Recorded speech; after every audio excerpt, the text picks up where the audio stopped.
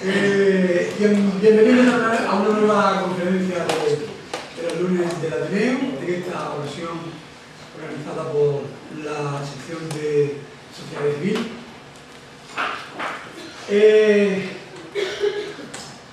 Recordarán que el lunes anterior, tuvimos aquí a Santiago Lago, que nos ofreció una conferencia sobre el tema territorial de España, pero siempre desde una perspectiva económica. Nuestra previsión hoy es hacerlo desde una perspectiva política. Es evidente que tenemos una honda preocupación por la situación creada, por las diferentes crisis económica, social, política, territorial, y especialmente esta última territorial, que parece que es la que más nos preocupa en este momento, ¿no?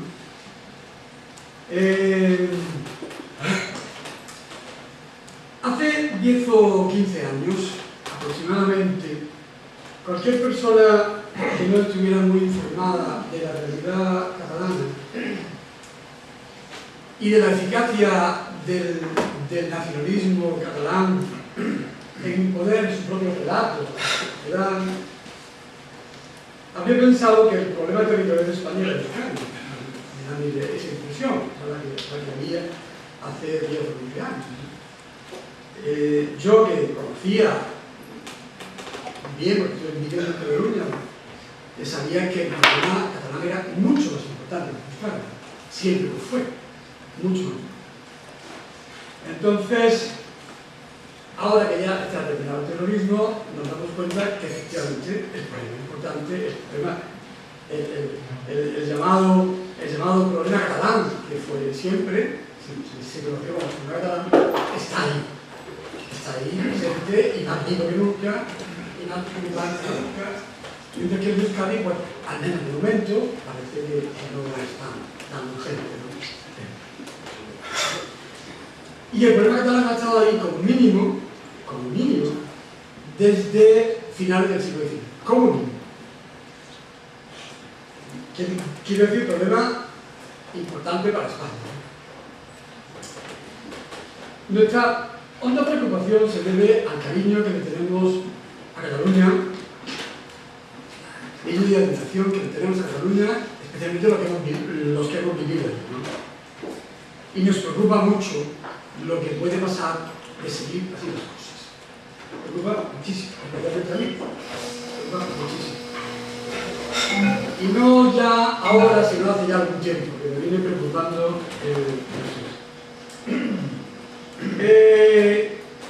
necesitamos saber la verdad sobre lo que ocurrió en el pasado y sobre lo que está ocurriendo ahora, que explique esta explosión de los últimos 4 o 5 años, que saca a millones de personas a las calles pidiendo la independencia de un país odioso que es España. Es inconcebible, yo no lo puedo concebir, yo no me lo puedo creer semejante esto. Si no lo veo en la televisión, no me lo puedo creer. Porque allí bastante tiempo y conocía la actividad de Barcelona, no tanto de Cataluña, que pero muchísimo, y no me puedo creer lo que está ocurriendo. Para orientarnos en este laberinto de verdades, de medias verdades, de mentiras, de ofensas, unas ciertas, otras pretendidas, otras directamente inventadas, de tópicos, de lugares comunes, que han sido afectados acríticamente por muchos ciudadanos, por muchísimos ciudadanos, como vemos, e incluso, lo que es peor, a mi juicio, por muchos intelectuales. Para orientarnos en este laberinto, tenemos aquí a una persona extraordinaria, yo ya la conocía hace algún tiempo en Barcelona, en el sitio tan cercano, catedrático de Ciencia Política y de la Administración de la Universidad Autónoma de Barcelona, de también fue su rector. Fue diputado en el Parlamento de Cataluña por el PSC Ciutadans per Canvi y conseller de Justícia de la Generalitat, del Govern de la Generalitat. Y para presentarlo tenemos a una persona bastante conocida de todos ustedes, a un Maiz, también catedrático de Ciencia Política y de la Administración en la USC, especialista en nacionalismo y federalismo, temas de los que ya nos tiene dada alguna conferencia en este mismo lugar. Cuando quiera, Muchísimas gracias y muchas gracias por la invitación. Es para mí un placer y una honra presentar a José María Vallés neste foro cívico por a súa persona e por o tema que vai expoñer hoxe e precisa certamente de debate e de esclarecimento. José María Vallés, de Casa de Val, pois é catedrático de Ciencia Política, foi fundador da Facultade de Ciencias Políticas da Universidade Autónoma de Barcelona. Aquí, como se dixo, pois, foi decano da facultade, foi rector, sempre tivo un compromiso académico extraordinario, tanto na xestión como na docencia e na investigación. Ten escrito dabondo temas moi diversos. Un dos seus manuais de ciencia política pois é unha referencia na disciplina e ten frecuentado pois outro tema. Eu recordarei, por exemplo, un artigo, sen dúbida para mí, o mellor que se escribiu no noso país sobre os medios de comunicación e a democracia, que non fixo senón ganar a actualidade co paso do tempo. Pois juntamente con esta trayectoria de estudio, de académico, de pro, como acaba de testemunhar, unha homenaxe moi sentida que lle fixeron diversos académicos españois na súa universidade, na que eu tive a fortuna mesmo de traballar na miña tese de doutoramento no seu día, que coñezo de cerca. Pois tivo tamén un compromiso político extraordinario. Acaba de mencionarse aquí a súa participación no goberno Maragall de conseller de Xustiza, participou e fundou, foi un dos animadores de Ciutadans per Canvi e tivo sempre esa dimensión cívica e non simplemente impresca ou académica, que lle dá unha autenticidade ás súas palabras e un coñecemento de primeira man dos problemas da súa terra, de Cataluña e de España. Conviví con ele durante moitos anos na directiva da Asociación Española de Ciencia Política e sei ben pois das súas inquedanzas sobre como atender a esa crise que se amosaba cada vez máis patente do Estado español das autonomías e a necesidade de darlle unha saída, de seguir adiante cas súas reformas, co recoñecimento do seu carácter plurinacional, cun federalismo que acubillara esa pluralidade de identidades, tamén de solidariedade económica, sempre na súa perspectiva de home de esquerdas. Ao fío de toda a súa reflexión e todo o seu compromiso, sempre atopamos a unha persona accesible, amable, directa, ninguén impostado, que aos seus coñecementos moi amplios, a súa militancia e compromiso político engaden esa dimensión humana que o fai extraordinariamente entrañable como mestre, como colega e como amigo. É para mí un placer porque precisamente hoxe que o noso sistema das autonomías amosa máis que nunca pois os seus límites inevitables e necesidade de dotarnos entre todos de xeito negociado e pactado dunha nova saída dun problema que ele poderá iluminar, sen dúbida, como ninguén. Dándolle as gracias por acompañarnos e vir aquí a expresar a súa opinión e a súa visión do problema, pois dou a palabra con todo el. Muchísimas gracias.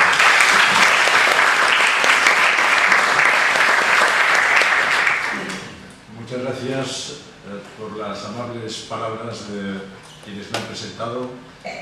Como se habrá comprobado, son palabras de amigos y por consiguiente hay que darles el crédito a sus elogios he creído que serán los elogios de los amigos, pero sí quiero decir que me encuentro muy a gusto en Galicia y en Santiago, y aprovecho cualquier pretexto o cualquier excusa para acercarme por aquí. En este caso, la excusa o el pretexto es compartir con ustedes reflexiones sobre lo que se puede llamar el problema catalán, el desafío soberanista, el proceso, o como ustedes quieran.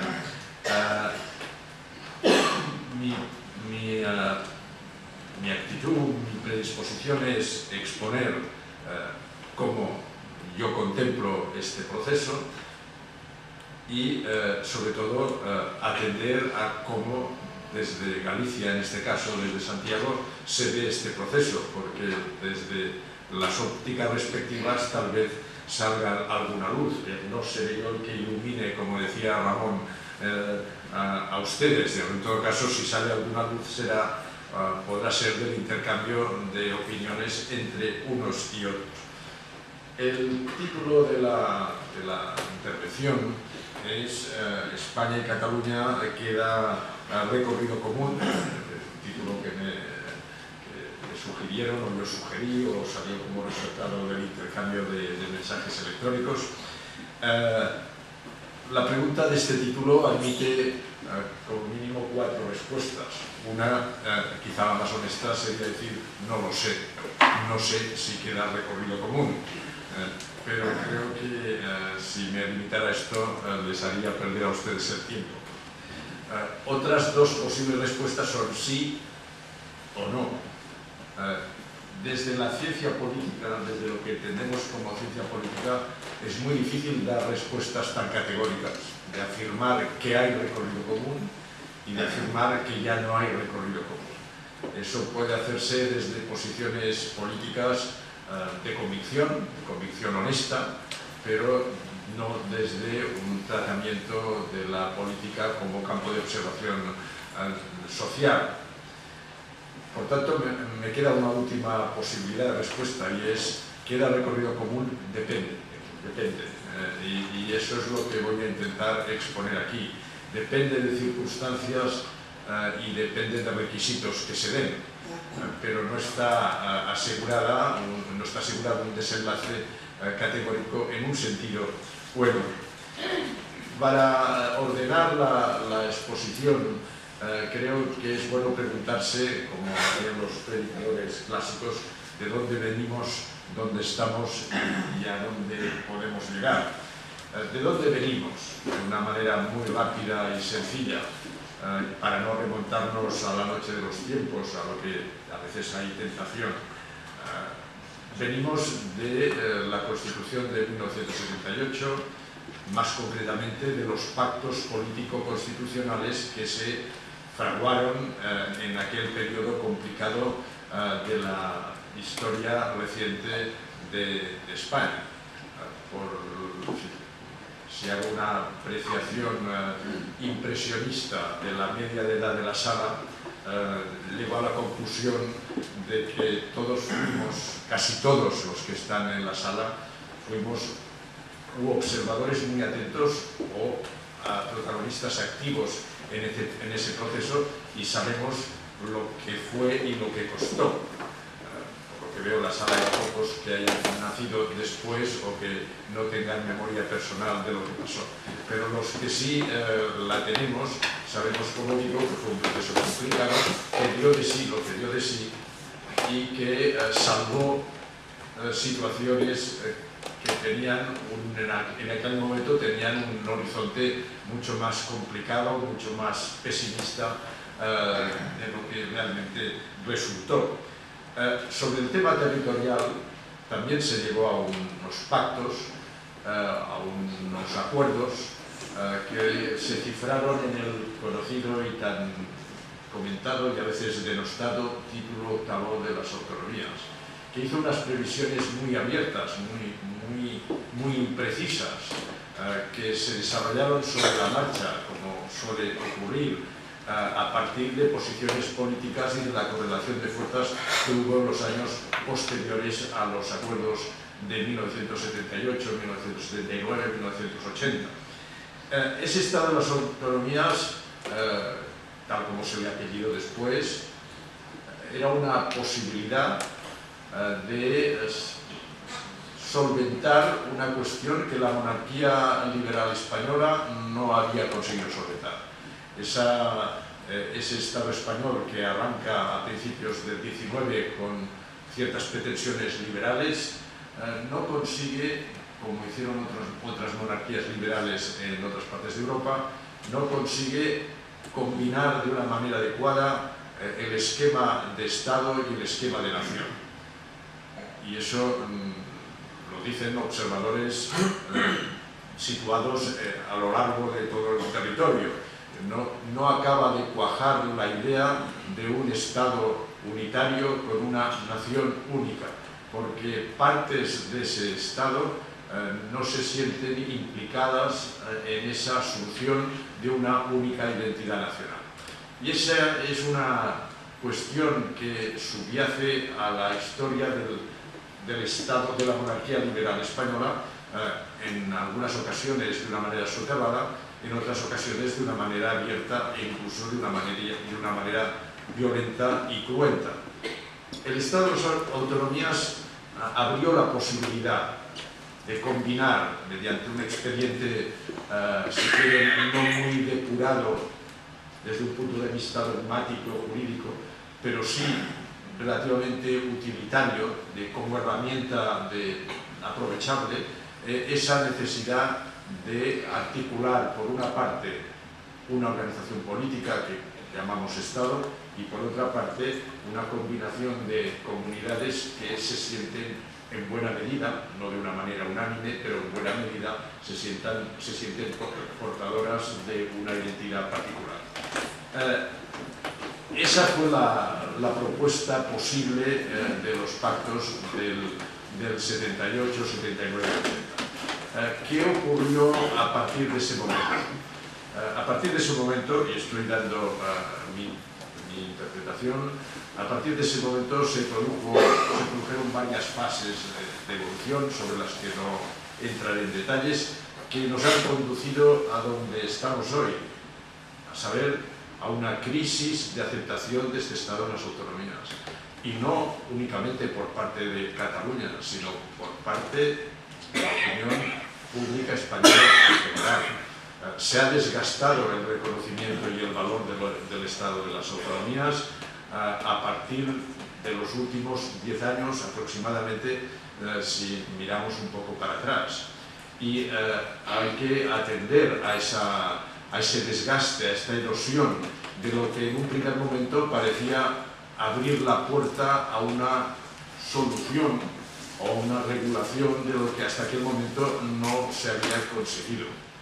Pues bien, esta puesta en cuestión, esta puesta en crisis del Estado de las autonomías tiene en el fenómeno catalán una expresión especialmente aguda o intensa, pero no es, a mi juicio, a mi modesto juicio, no es el elemento que pone en cuestión el Estado de las autonomías. Es una manifestación particularmente, como digo, aguda, particularmente intensa. Y pienso que si no se examina de esta manera, va a ser muy difícil entender lo que es el problema catalán. He intentado ya antes acabar con esto, pero no sé, lo veo finalmente ya.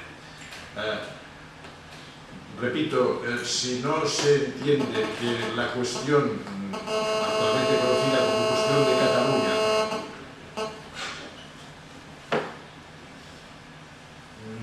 forma parte de un proceso general, será difícil abordarla con posibilidades de encontrarle una salida.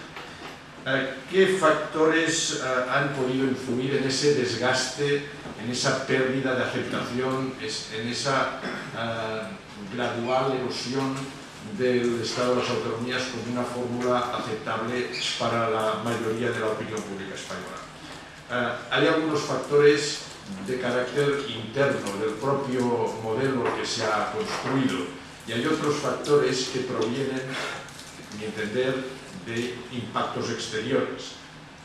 ¿Qué factores proceden del propio modelo construido después de 1978.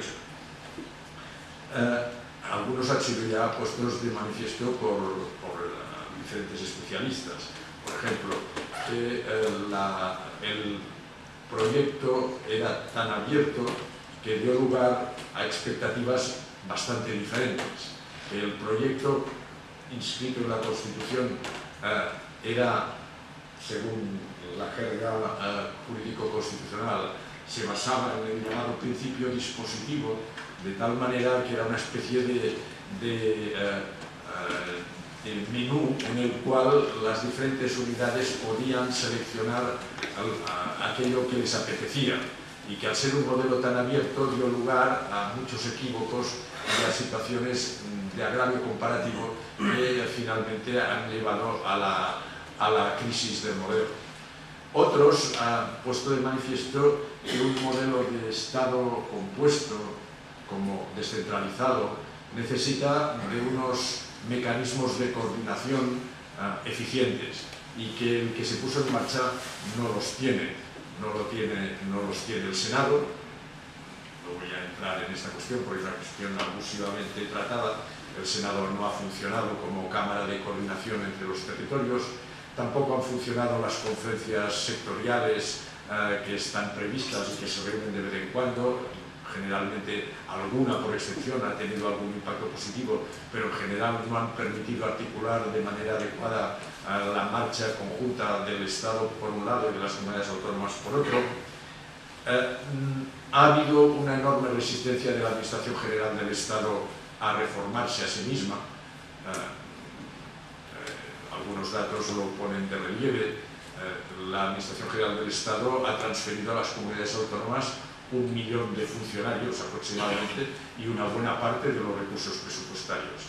Sin embargo, cuando se hace el inventario de secretarías de Estado, subsecretarías, secretarías generales y direcciones generales que tiene el gobierno español, el número es sensiblemente idéntico al que tenía en 1980. O sea, que pasados 30 años, la cúpula directiva de la Administración General Española es la misma para competencias mucho menores y para gestión de recursos presupuestarios mucho menores. Hay ahí pues una cierta burbuja, una cierta inflación.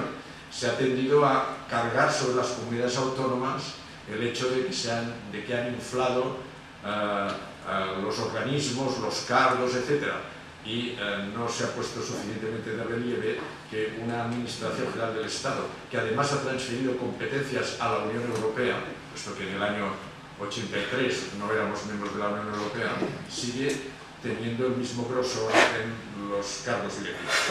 Como broma o como vulgar, cuando algunos de mis compañeros pretendían establecer en la discusión del Estatuto de Cataluña del 2006 una lista de competencias muy precisa y muy detallada para que el Estado no las invadiera, diciendo vamos a poner en el Estatuto un listado, un registro suficientemente concreto que no permita dudas y por tanto que no haya invasiones.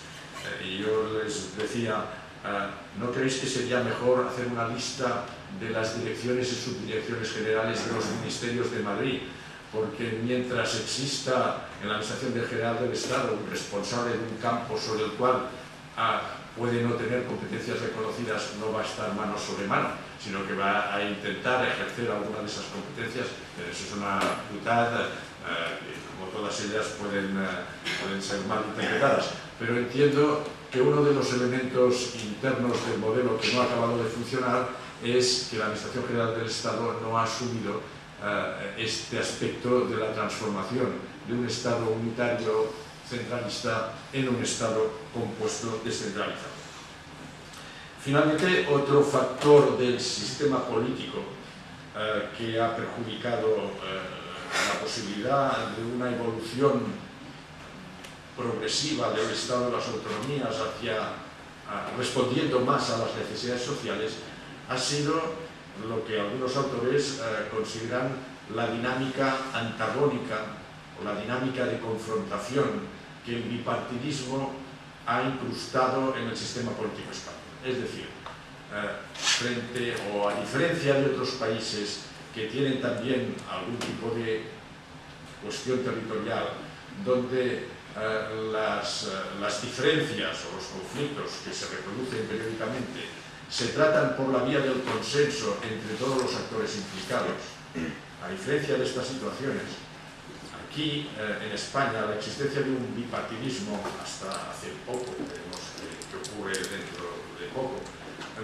este bipartidismo ha jugado la carta de confrontarse por la vía del antagonismo.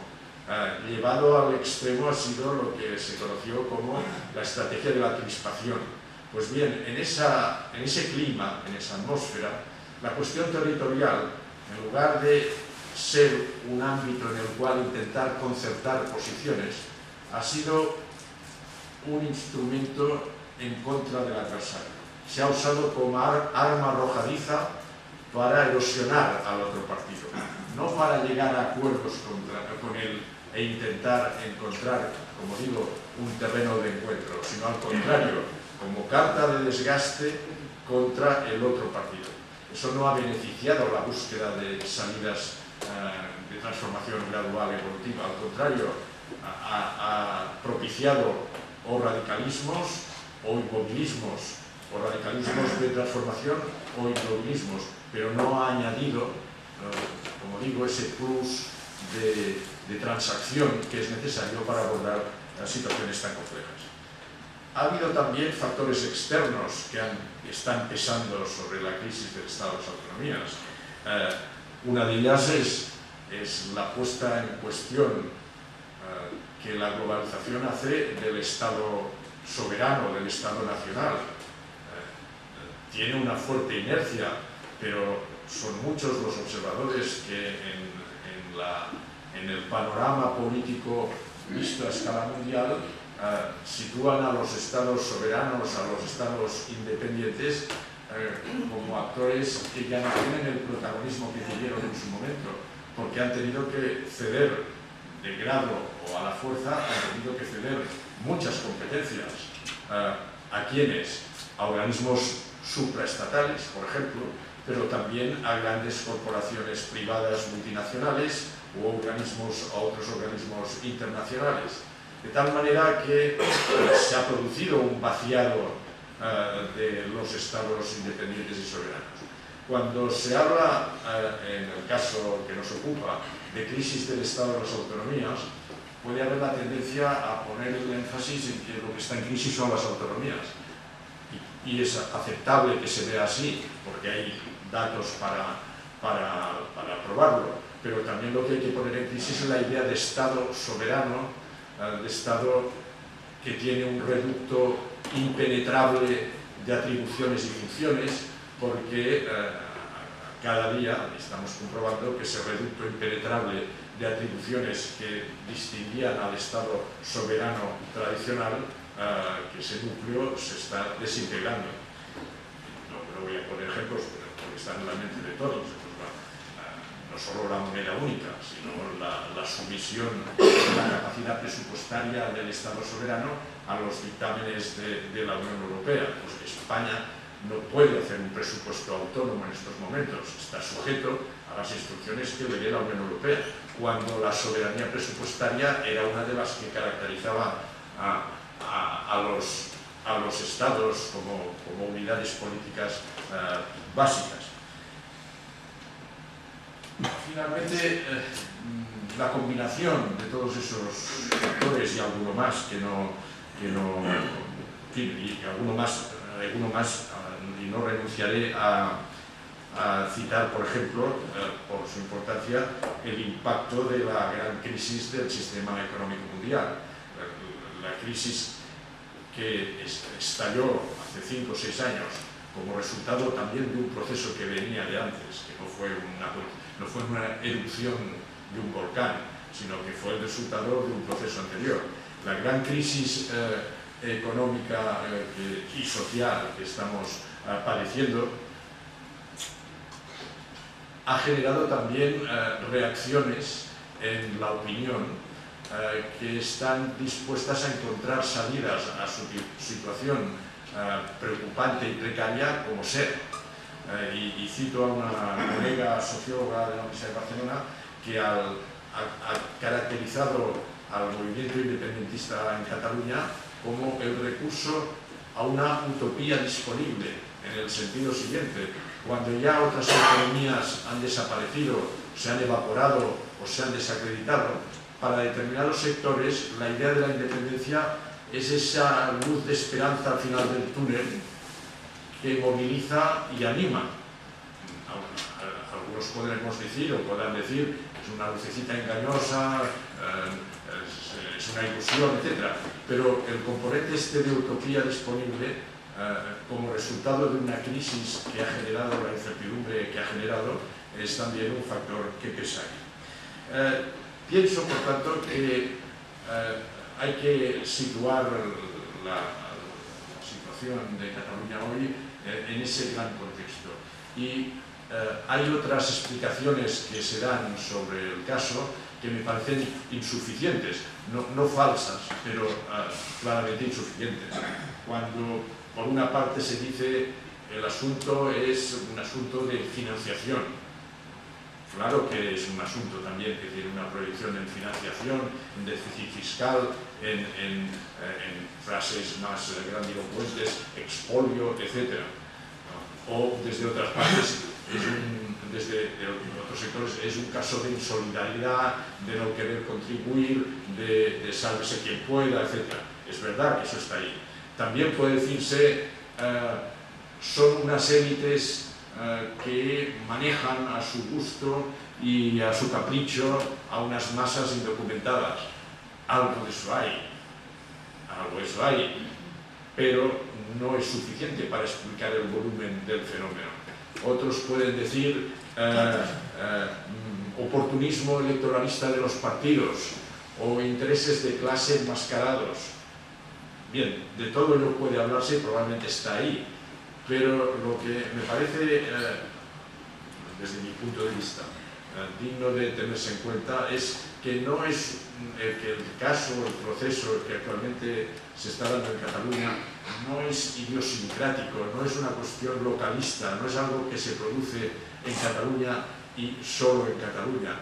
Es algo que se manifiesta de esta manera en Cataluña, pero que puede manifestarse también en otras partes a partir de factores como los que antes apunté de contexto, pero que están presionando sobre la situación en Cataluña. Bien, ¿a dónde hemos llegado? Hemos llegado,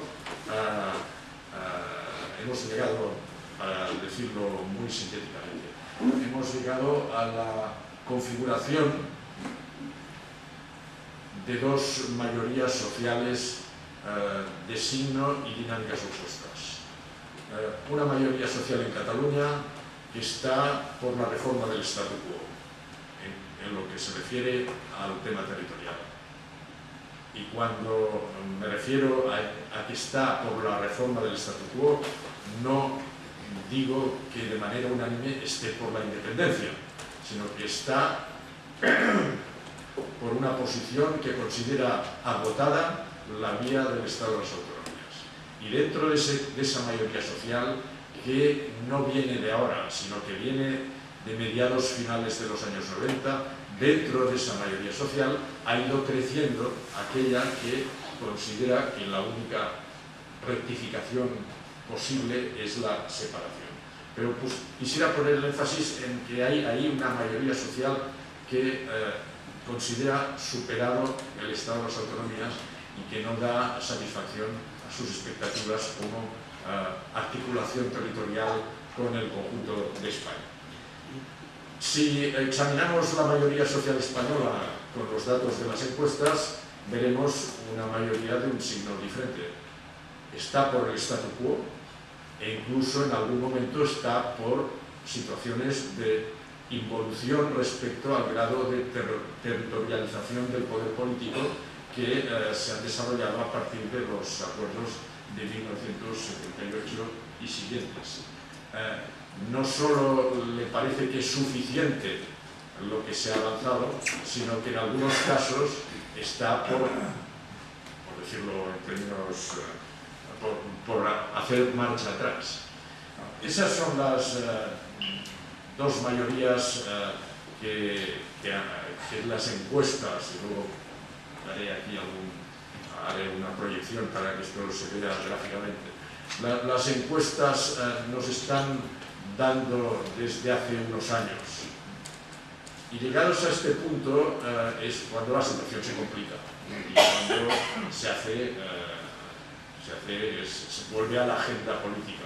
La agenda política, antes nos decía Ricardo que sorprendía que lo que en otros tiempos fue el primer ítem de la preocupación territorial, que era el País Vasco, fuera ahora Cataluña.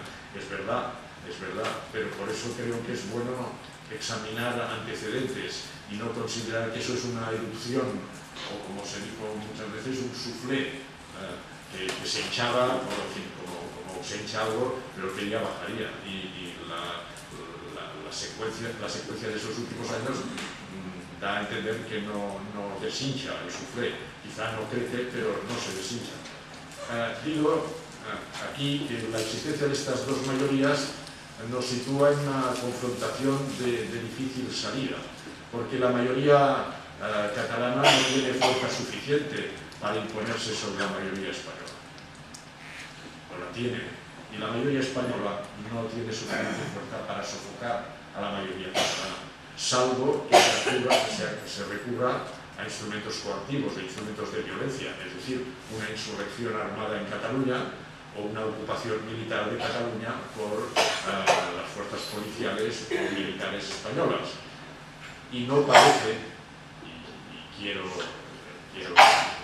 deseo que eso no ocurra ni en un sentido ni en otro, considero que eso no es lo previsible en el contexto de Europa Occidental, teniendo presente el tejido económico, político, estratégico que se da entre los países de la Europa Occidental.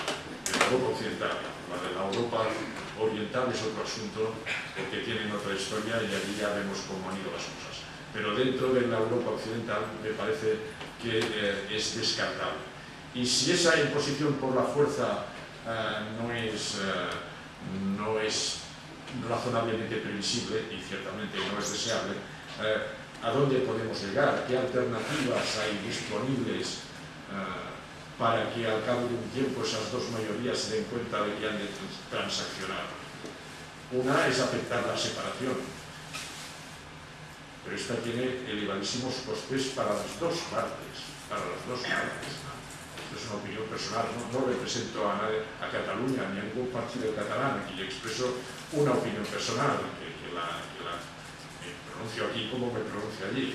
Tiene grandísimos costes para las dos partes y por tanto una mínima inteligencia en algún momento debería hacer caer en la cuenta de ello.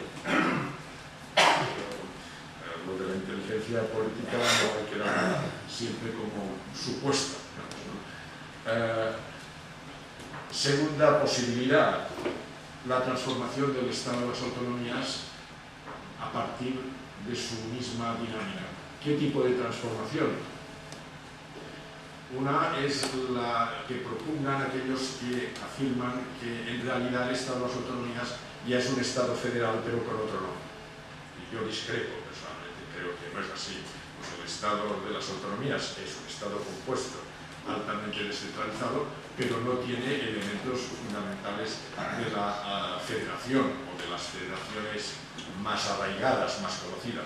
Por tanto, cambiarle de nombre y algún retoque, hacerle algún lifting, puede ser interesante, pero en el caso de Cataluña, que es el que más conozco, no resolverá la cuestión, no la resolverá. Otra posibilidad sería una federalización de verdad, de pata negra, pero esa en estos momentos parece complicada y aquí mi amigo Ramón Maiz, que es experto en la cuestión, puede hablar con mayor conocimiento de causa que yo. La federalización no es únicamente la construcción de una arquitectura jurídica, es también la creación de una cultura de reconocimiento mutuo, de respeto de la singularidad, de tratamiento de igual a igual, no de subalternidad más o menos disimulada. Y cuesta apreciar en estos momentos, con los datos disponibles, que esa cultura del respeto a la pluralidad sea un rasgo dominante en la cultura política española de hoy, lo cual no significa que no pueda serlo, y que quizás si se hubiera trabajado mejor antes, quizá ahora estaríamos no donde estamos. Pongo un ejemplo a este respecto.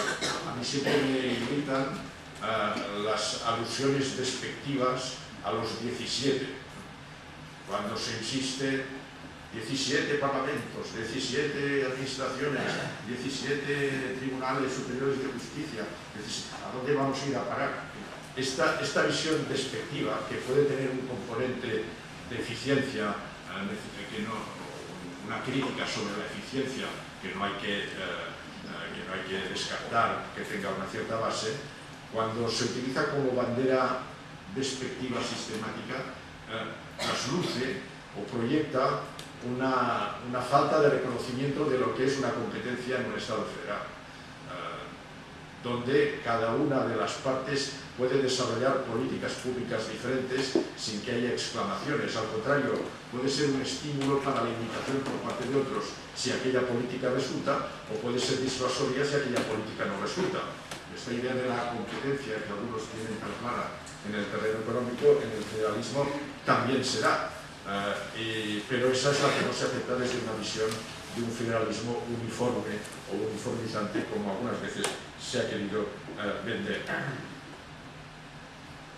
Hay pues un interrogante sobre la alternativa federal, sea federal light o sea federal de pata negra. Y finalmente hay posibilidades, lo que yo llamo híbridos para confederales. Algunos de ellos están por ahí, me refiero en el panorama europeo, en algunos lugares, pero sin ir tan lejos.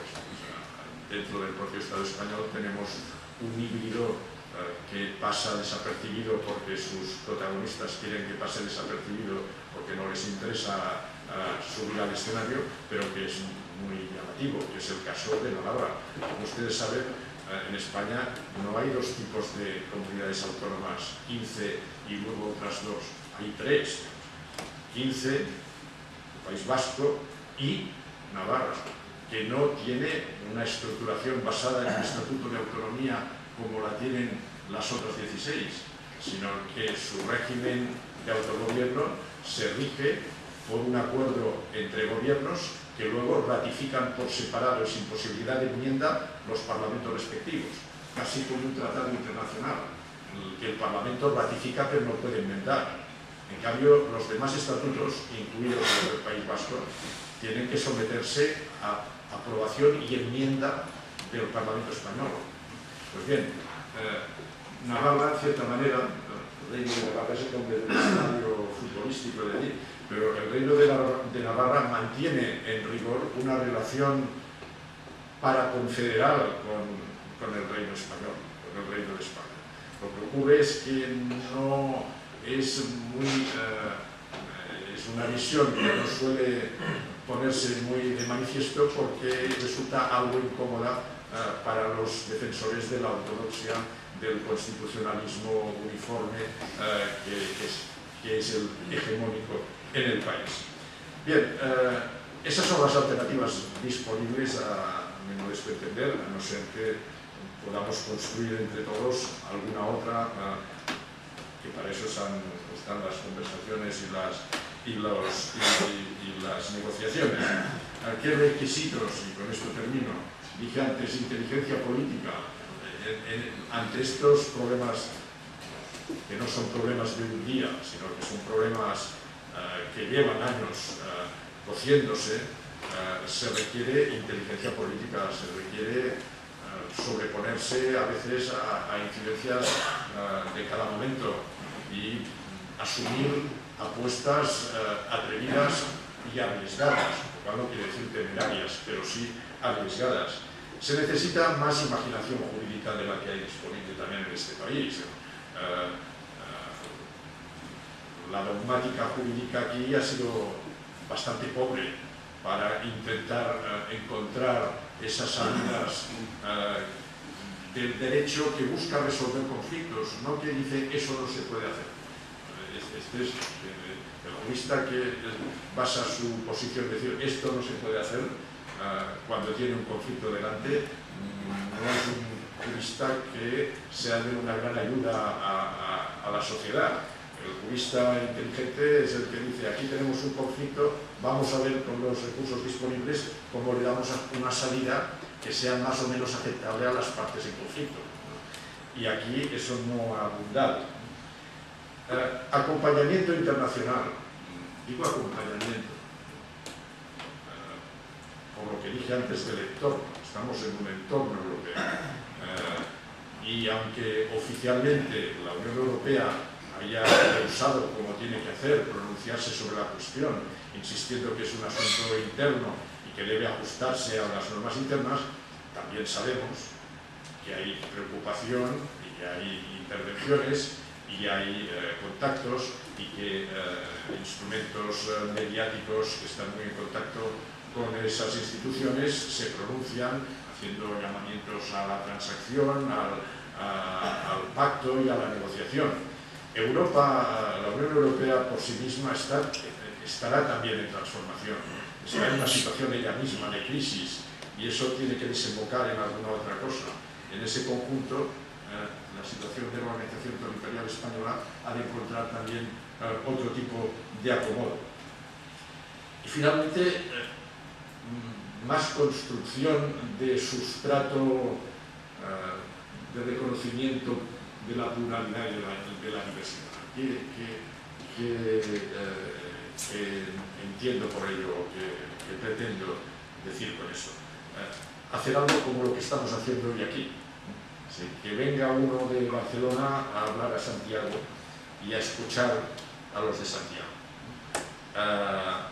Eso es crear cultura del reconocimiento recíproco, aunque sea en la diferencia, intentando captar las diferentes aproximaciones que pueden darse ante problemas que parecen muy simples desde lejos y que en cambio cuando empiezan a analizarse más de cerca y con más elementos aparecen en toda su complejidad. Este mediodía, a la hora del almuerzo, señalábamos algunas carencias que se han producido en España en ese reconocimiento de la diversidad y que parecían fácilmente conseguibles. Y yo puedo ver en mi televisión, en mi canal de televisión, puedo ver Al Jazeera y no puedo ver la televisión gallega. Y supongo que aquí se puede ver el CNN y por el ordenador sí que puedo. Por el ordenador ahora sí podemos verlo todo. Pero los aparatos de televisión no nos han permitido durante estos años hacer incursiones curiosas. No digo que yo tenga que tragarme con los programas de televisión gallega, o que ustedes tengan que tragarse con los programas de televisión catalana, ni mucho menos. Pero asomarse de vez en cuando es sano, asomarse al exterior es sano. Pongo otro ejemplo. En España hay, en el sistema universitario español, hay 10 universidades que ofrecen estudios de lengua y literatura catalana, descontando las del ámbito lingüístico catalano, valenciano, balear. Las que no son de ese ámbito ofrecen 10, en 10 de ellas se ofrecen cursos de lengua y literatura castellana. En Alemania, en Francia, en Gran Bretaña son más de 20. En Estados Unidos son 22. Bien, eso es también una anomalía, a mi juicio. No se trata de que todos nos pongamos a estudiar todos los idiomas del Estado, pero sí que debe haber mayor facilidad para un reconocimiento mutuo de algo que debería ser valorado no como una rareza que se tolera, sino como un patrimonio que hay que cultivar. Y aquí creo que venir a Santiago, como dije antes, tiene muchos alicientes, a mí me gusta. Pero además creo que actos y actividades de este tipo pueden contribuir a largo plazo a encontrar alternativas a una situación que es muy problemática, se apuntó ya en las introducciones, que probablemente va a tener un desarrollo largo, no hay atajos, va a ser bastante turbulento, porque además coincide con otras crisis muy importantes. No es únicamente la crisis territorial la que tiene el país planteado. Tiene una crisis socioeconómica imponente que ha dejado un panorama asolado, prácticamente como si se hubiera producido una guerra, y eso va a costar mucho restaurarlo. Hay una crisis enorme de todo el sistema de representación política de la democracia parlamentaria, puesto que los intermediarios están desacreditados, partidos, sindicatos, los medios de comunicación convencional, etc. Por tanto, hay mucho que hacer a la vez y al mismo tiempo. Eso me lleva a la conclusión no excesivamente optimista de que va para largo y salvo que se produzcan incidencias inesperadas que desencadenen salidas, algunas mejores y otras peores. Una contingencia que habrá que tener en cuenta, pero que no va a ser decisiva, es el resultado de 2 años de elecciones, o de año y medio de elecciones. Va a haber, con toda probabilidad, va a darse un panorama parlamentario bastante diferente del que hemos conocido en el conjunto de España, de bastantes comunidades autónomas, en Cataluña, y eso va a ser un elemento nuevo, para bien o para mal, no me atrevo a decirlo, pero va a ser una de esas contingencias que se van a producir, que deberíamos, digamos, en todo caso, quienes aspiramos a que las cosas se arreglen con el menor estropicio posible, a estimularnos a tener una participación para poner ese grano de sensatez dentro de lo que queda. Y estoy a su disposición por si quieren que les aclare o si quieren entrar en contradicción con alguna de las afirmaciones o alguna de las omisiones que yo haya podido tener en el curso de esta intervención. Y muchas gracias por su atención.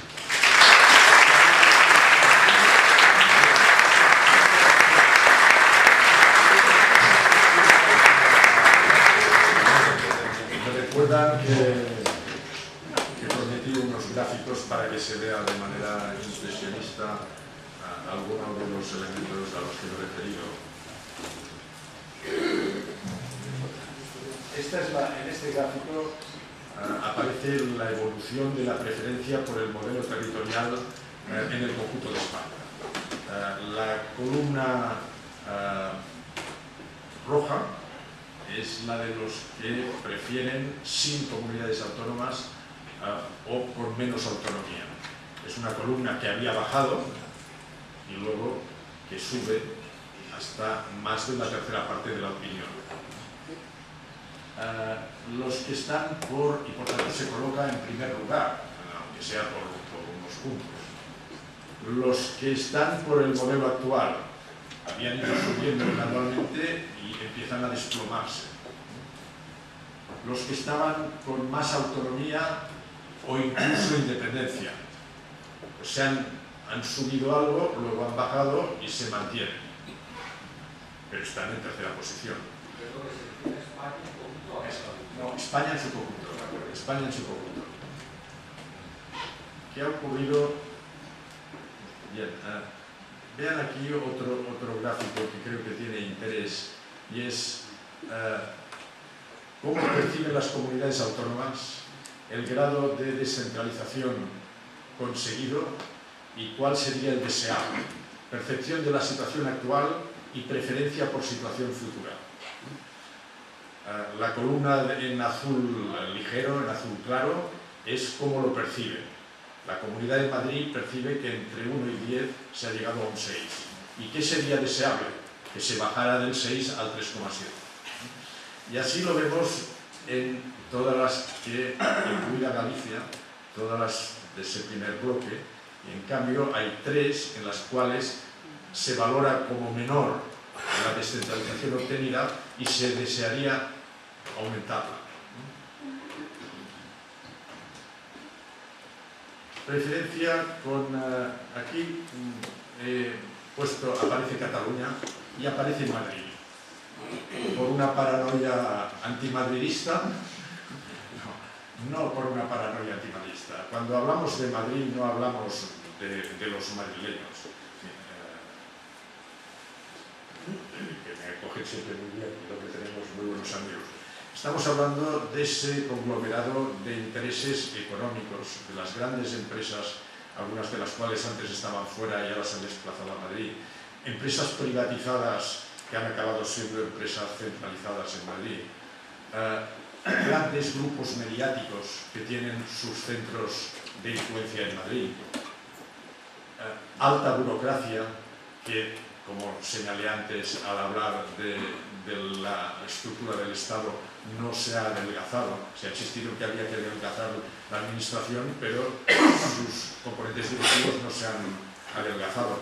Es ese conglomerado, y en plan positivo, o en plan más positivo, es un núcleo de actividad y creatividad científica y cultural y de ocio muy importante.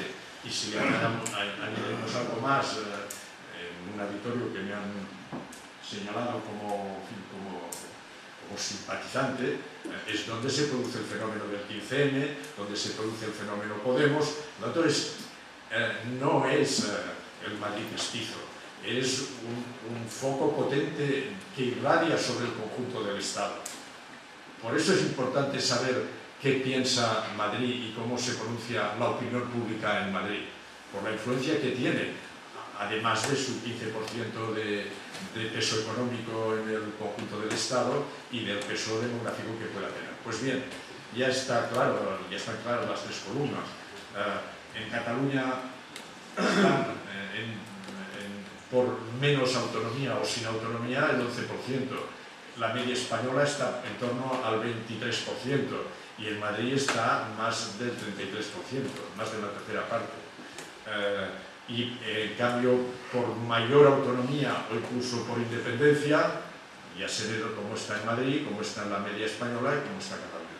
De aquí derivo yo esa idea de que hay 2 mayorías, no de partidos, sino 2 mayorías sociales que tienen dinámicas diferentes y que incluso han ido evolucionando en dirección contraria. Esta es la autonomía deseada para la propia comunidad autónoma. Aquí están todas, antes solo había algunas, aquí están todas. Las que desean mayor autonomía que la actual son Cataluña, País Vasco, Navarra, Canarias, Baleares, pero las que menos para su propia comunidad. Estamos hablando de su propia comunidad. Son Murcia, Madrid, Castilla-León, Castilla-La Mancha, Asturias, etc. Bien, esos son los gráficos que quería presentar para ilustrar las posiciones respectivas. Aquí me salté uno que es la evolución, sí, me salté este que es la evolución de preferencia por modelo territorial en Cataluña. Ha ido creciendo, aunque aquí ha habido un bache, la posición favorable a más autonomía o independencia. Ha ido bajando, aunque aquí en el 2010 hay una punta. Pido que no se tomen las cifras al decimal, ni incluso a la unidad. Eso lo que marca son tendencias, no hay, los márgenes de error son bastante importantes, aunque estas encuestas del CIS son, a mi juicio, las más fiables, o las que se han hecho desde siempre, desde el Centro de Investigaciones Sociológicas de la Presidencia del Gobierno. No hay que atribuirle sesgo político, porque es un organismo que ha actuado con bastante independencia a lo largo de los últimos años, tiene buen equipo técnico, pero son las que me parecen más fiables. Bien, esto como de aquí a las gráficas. Sí.